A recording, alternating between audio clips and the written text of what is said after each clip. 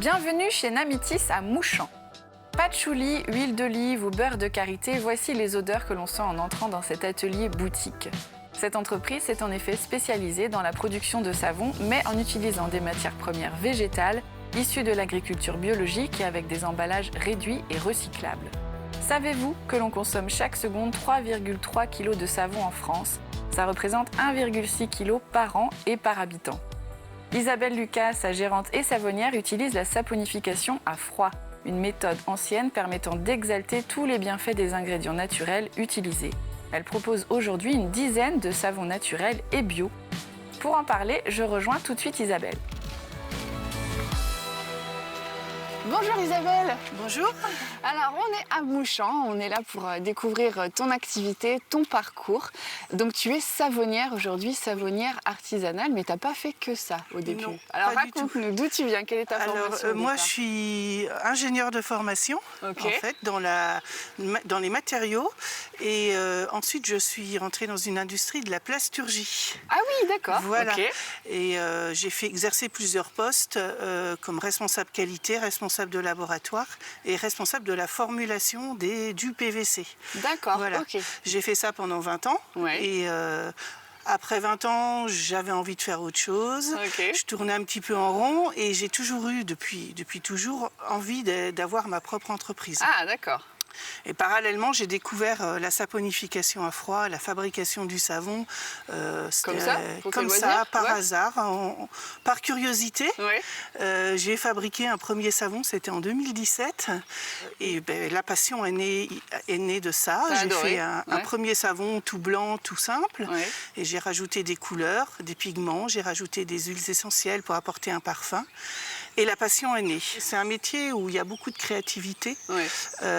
Parce qu'on a tout un panel d'huiles différentes, coco, olive, ricin, tournesol, qui donnent des propriétés différentes. Donc il y a une grande créativité et grande créativité aussi par les couleurs qu'on peut faire, les marbrages qu'on peut faire. Ouais. Donc C'est ça qui t'a plu, ce côté créatif. Ce côté créatif, oui, m'a beaucoup Ok, plu. alors du coup, raconte-nous comment ça s'est passé, parce que Alors, entre commencer à faire un savon chez soi et commencer à en offrir à ses proches qui testent au début tes premières créations et se dire, ok, je lance mon entreprise, mais bon, il y a quand même à faire les choses sérieusement. Donc est-ce que tu t'es formée? Il y a des formations de savonnières en France? Déjà, ça a demandé quelques années pour que je me décide à quitter mon emploi. Parce oui, c'est que ça se fait pas c'est du une jour au lendemain. certaine sécurité d'avoir un salaire à la fin du Bien mois. sûr, ouais. Et puis, quand je me suis décidée, c'était en 2021, donc j'ai quitté mon emploi et j'ai été me former à l'Université européenne des saveurs et senteurs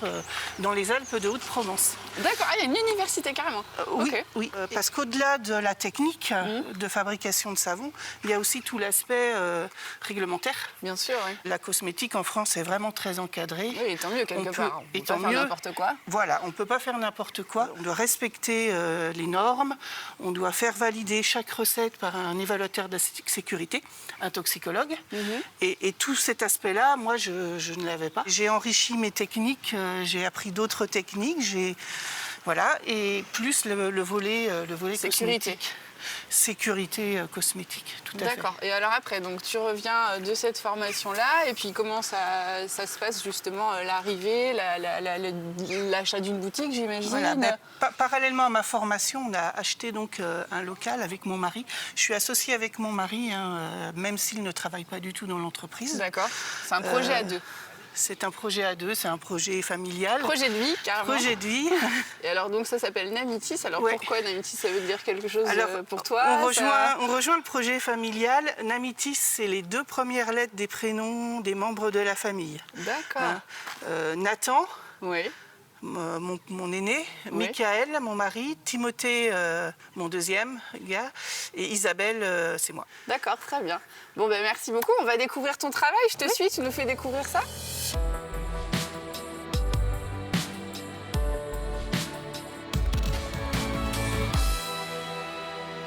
Alors Isabelle, ça y est, on est dans ton atelier.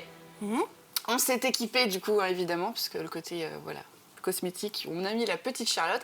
Alors, ce qu'on aimerait savoir, c'est comment s'organise ton activité. Donc, tu fabriques des savons. Alors, justement, c'est une saponification spéciale. Raconte-nous. Alors, c'est de la saponification à froid. C'est-à-dire qu'on ne va pas, contrairement à d'autres méthodes industrielles, chauffer à plus de 100 degrés pour accélérer la réaction. La réaction va se produire tranquillement à température ambiante. D'accord. Donc, nous, ce qu'on fait, c'est qu'on se contente de faire fondre toutes les beurres et les beurres végétaux qui sont solides, comme l'huile de coco, c'est solide, le beurre de cacao, c'est solide. On va juste les faire fondre pour qu'ils soient liquides, donc dans un chaudron. Le savon, qu'est-ce que c'est? En fait, on part d'un corps gras, on va saponifier, on va transformer ces corps gras en savon et en glycérine, en ajoutant un agent alcalin, qui est une solution de soude caustique.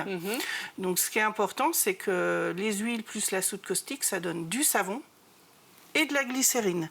Et la glycérine, c'est super important parce que c'est ce qui va permettre d'avoir un savon vraiment spécialement formulé pour le corps et pas agressif. Parce que le savon, ça lave, mais c'est aussi, ça attaque un petit peu la peau. Les savons industriels, on enlève la glycérine pour la revendre. On enlève toute la glycérine dans les savons à chaud, enfin les savons industriels surtout, pour garder que le savon qui soit super nettoyant en fait.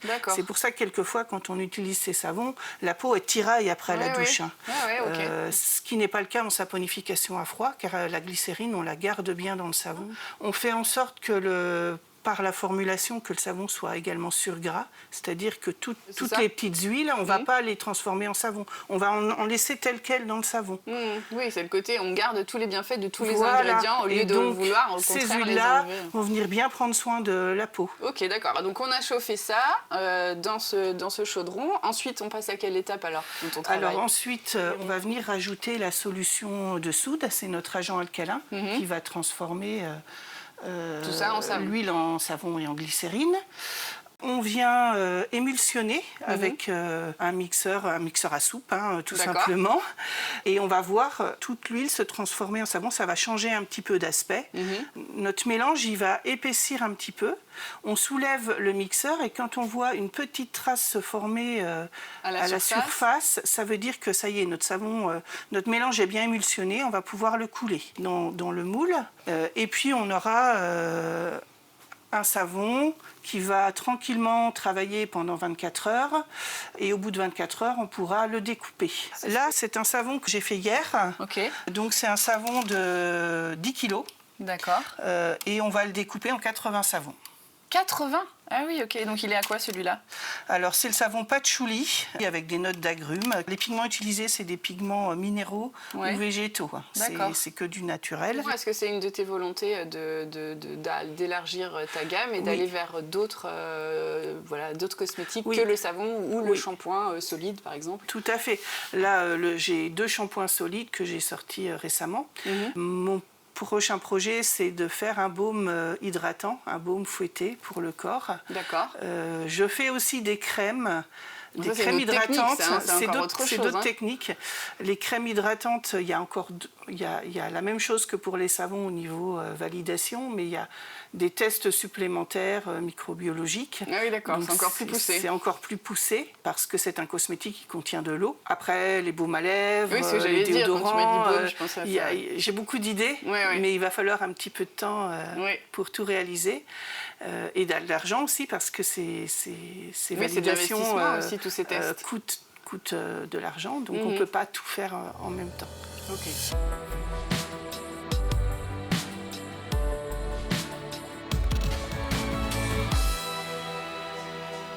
Alors Isabelle, on se retrouve dans ta jolie boutique, on peut voir un petit peu tout ce que tu proposes et je voulais en profiter pour revenir avec toi sur un point qu'on a évoqué en début d'émission, c'est que quand même à la base de formation, tu es quand même ingénieur, donc on parlait tout à l'heure de toute cette phase de certification pour vérifier que tu fais des produits de qualité pour la santé, donc j'imagine que c'est un parallèle qui a dû t'aider par rapport à ton métier d'avant. Oui, tout à fait. J'étais dans un laboratoire, je faisais de la formulation, je faisais des certifications de produits, de la qualité. Donc c'est en parallèle, le process est le même en fait de certification. Seul le référentiel change. quel est le challenge pour toi? Parce que ton activité est quand même assez récente. Tu t'es installée en avril 2022. Voilà, donc tu n'as pas encore même une année de recul. J'ai pas une année, j'ai 6 mois là pour l'instant. Donc le challenge pour toi aujourd'hui, c'est quoi? C'est de te faire connaître, c'est vraiment de trouver un réseau de distribution suffisamment large au niveau local?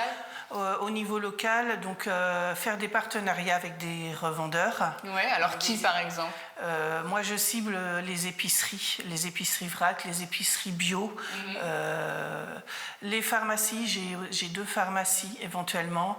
Et alors avec la formation que tu as eue sur le sud de la France, c'est ça, hein, tu disais au début? Dans les Alpes de Haute-Provence, oui. Voilà, alors avec ces personnes qui se sont formées avec toi, est-ce qu'on s'entraide? Est-ce qu'on s'appelle? Est-ce qu'on se soutient? Tout à fait, complètement. On a créé un groupe sur les réseaux sociaux pour échanger entre nous, où on en est dans notre... Chacun à son stade. Voilà, chacun à son stade et on s'entraide beaucoup, oui. Ok, je comprends. Et alors du coup, le fait d'avoir franchi le cap de cette reconversion, tu disais que c'était un projet familial, que c'était un projet de vie. Oui. Quel bilan tu en tires là? Pas de regret, c'est vraiment, voilà, tu es à ta place? Aucun regret. L'aventure continue. C'est vraiment une aventure que je voulais vivre. Il était le temps de le faire, parce que le temps passe. Mes enfants maintenant sont grands. J'ai aucun regret. Et j'espère, dans quelques années, pouvoir prendre quelqu'un avec moi et peut-être ouvrir des points de vente quelque part dans la région. Et former aussi, tu as envie de transmettre? J'ai envie de former, oui. Dès que je peux, je souhaiterais avoir un apprenti pour transmettre, pour pas être toute seule aussi, parce que quand on a vécu un travail en équipe avec des collègues, ça m'a manqué, ça me manque, oui. Donc dès que je peux, si je peux avoir quelqu'un avec moi pour faire évoluer la boutique et puis pour transmettre, ça serait vraiment super. Et puis élargir la gamme, évidemment, proposer des baumes, des déodorants, des baumes à lèvres, des crèmes, ça... C'est ton objectif. Bon, super. Merci beaucoup Isabelle, on est ravis d'avoir pu découvrir Namitis, ta boutique et puis ton activité. Et puis on reviendra te voir dans quelques années. On pourra observer ses développements. À bientôt. À bientôt. Au revoir. Au revoir.